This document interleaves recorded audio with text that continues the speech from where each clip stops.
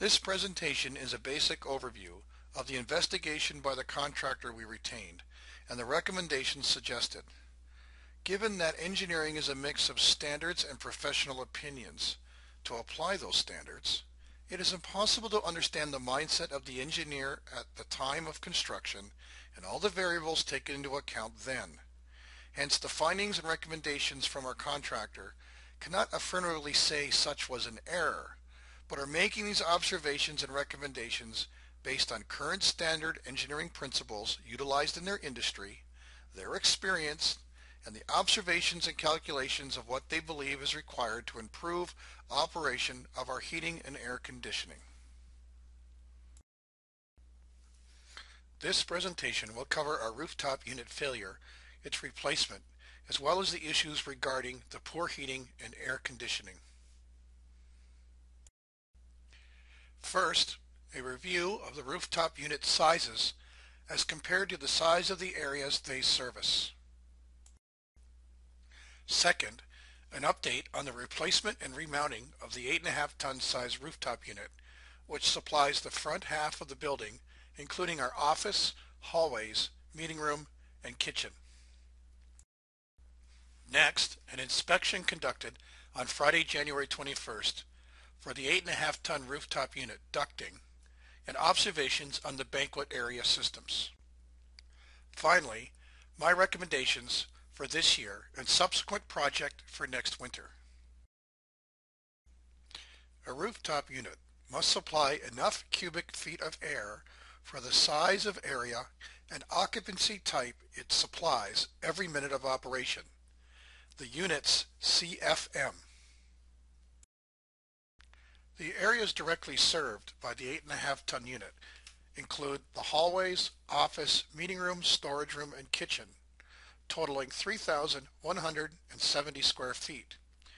That is how much CFMs we need supplied. Since a rooftop unit supplies 400 CFMs for every ton of size, the minimum size unit needed is 7.925 tons. Hence, our 8.5 ton unit is sized correctly.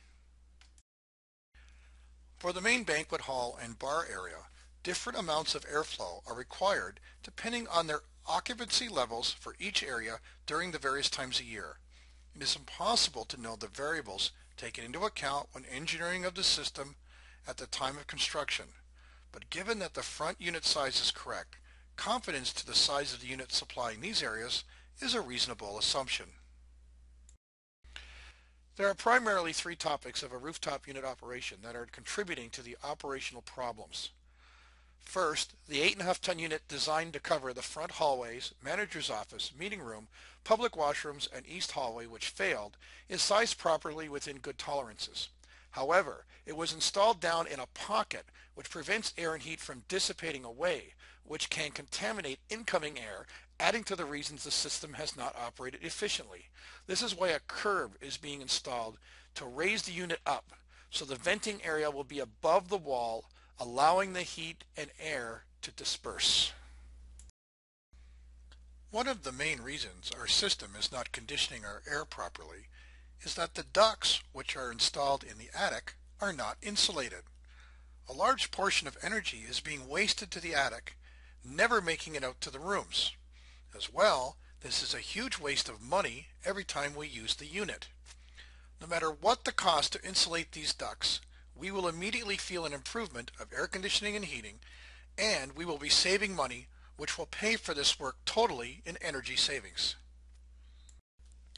The meeting room does not have enough airflow. The room was engineered for 4 supply ducts and vents, but only 3 were installed. Hence, we are only supplying 75% of needed air. As well, the single return duct is not large enough for the required airflow. The one installed, which is sized for a 10-inch duct, was actually only installed with an 8-inch duct.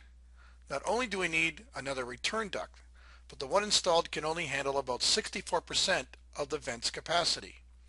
The fix requires installation of an additional feed duct and vent. And instead of adding a second return air duct, we will use the entire ceiling space above the room as a return air plenum space, thus allowing for all the necessary return air flow. Our east hallway has 2 supply vents, but no return air vents or ductwork at all. Circulation is poor, or possibly stops altogether, making it impossible for the unit to properly heat or cool the air in the hallway in a very short period.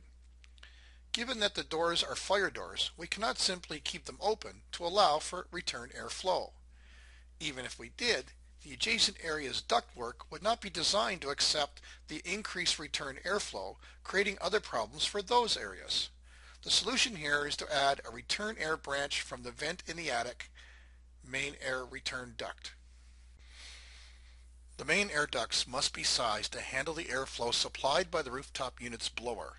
In our case, both our feed and return air ducts are too small. Our ducts can only handle about 70% of the airflow supplied by our 8.5 ton unit.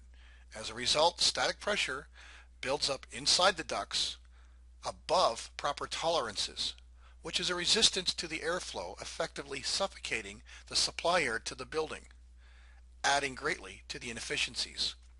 The main ducts installed actually fit the airflow of a 6-ton unit.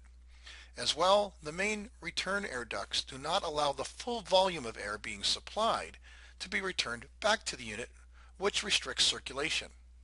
Other problems this causes include additional strain on the blower motor, which can lead to premature breakdowns and icing up conditions of the fan coil.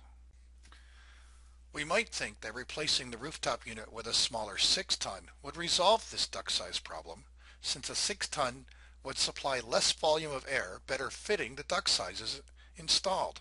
But as previously noted, the 8.5 ton supplies the proper total airflow needed for all areas. A smaller unit would have to run much longer periods to heat or cool the volume of air in the rooms, hence wasting more money.